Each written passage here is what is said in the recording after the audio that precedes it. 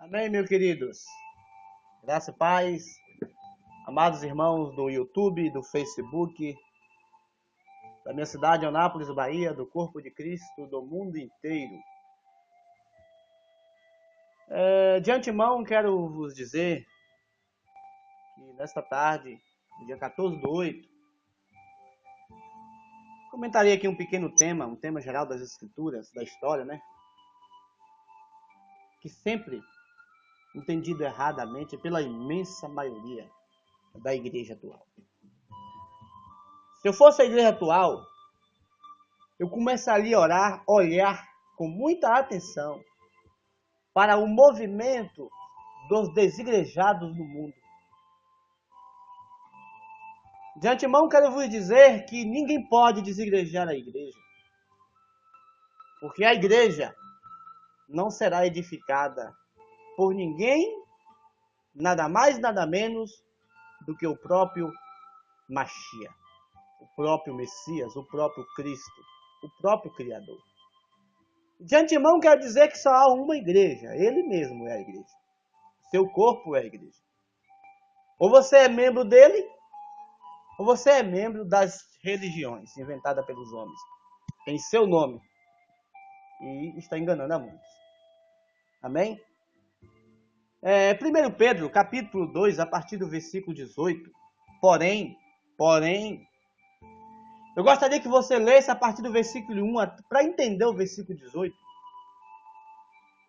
Porque o que é que fizeram com a Bíblia, ou com a história, ou com a palavra de Deus?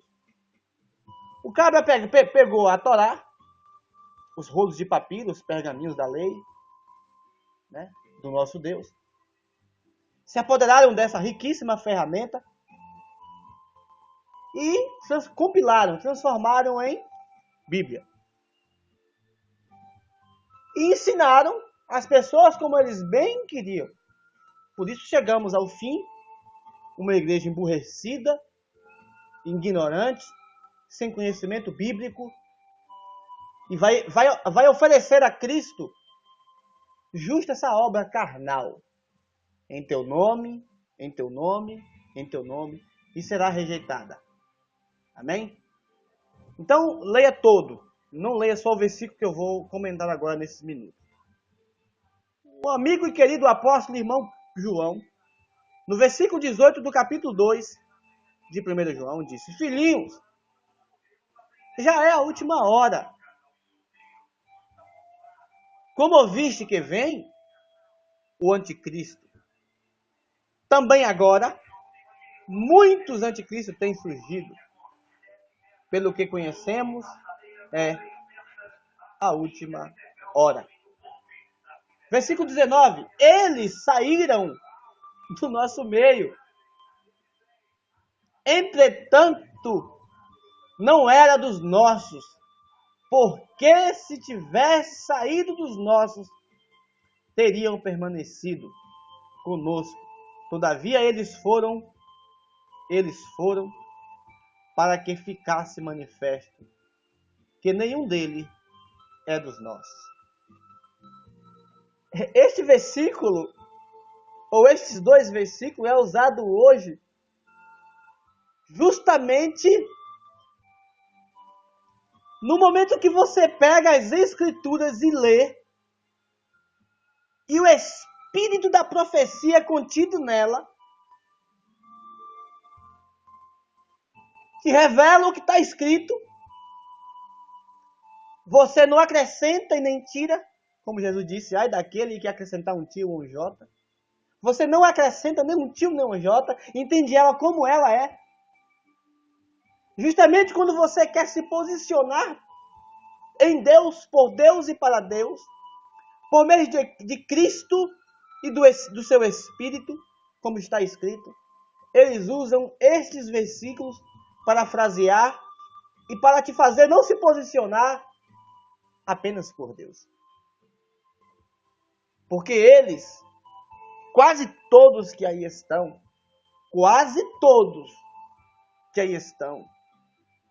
é justamente os anticristos que João está dizendo.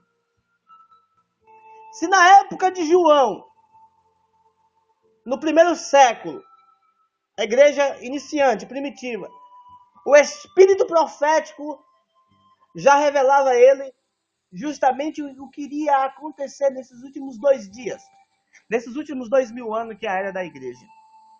Imagine agora, no final. Se você pegar as 7 cartas do Apocalipse,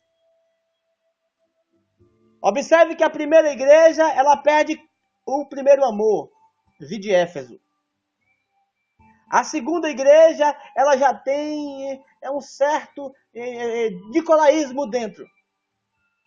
A terceira igreja, ela já tem obra de Balaão. E a quarta igreja, ela já tem obra de Jezabel. Observe que quando você chega na última igreja, no último período, no último estágio, que são tempos, elas existiram, essas igrejas, lógico, geograficamente, elas existiram. Mas elas tipificam, elas contam o período da igreja, até chegarmos hoje. Observe que quando nós chegamos no último estágio, no último momento da igreja, ela é uma igreja pobre, medíocre. Ela é uma igreja morna.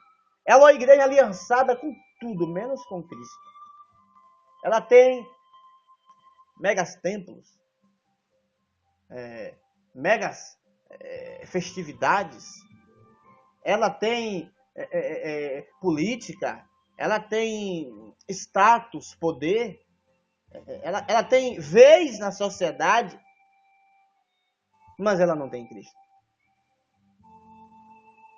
Esta obra, irmãos, que nós vemos agora no final dos tempos, nos últimos dias da igreja, nos últimos minutos, é uma obra de anticristo.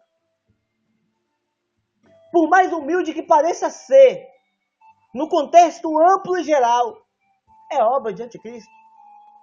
Vendem o evangelho, investem em templo de concreto, mas não investem no ser humano.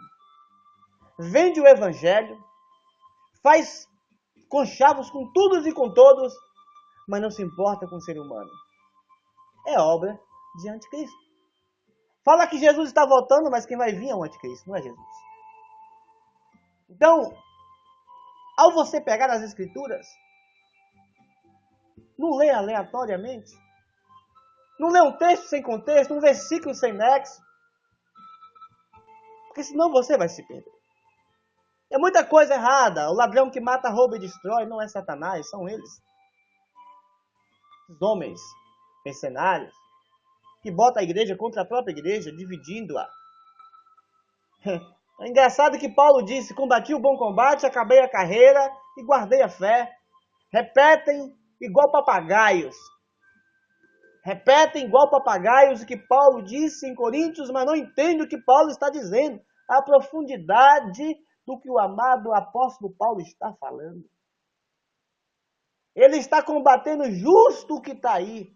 A venda do evangelho, obreiros fraudulentos, obreiro investindo de templo A, templo B, templo C, todavia está Cristo dividido. Trocaram tudo. O amado e querido Paulo, para mim, é um espelho. Mas muitos dizem que nós não podemos espelhar em Paulo, porque Paulo foi carnal, foi humano. Tá bom, então vamos para Cristo.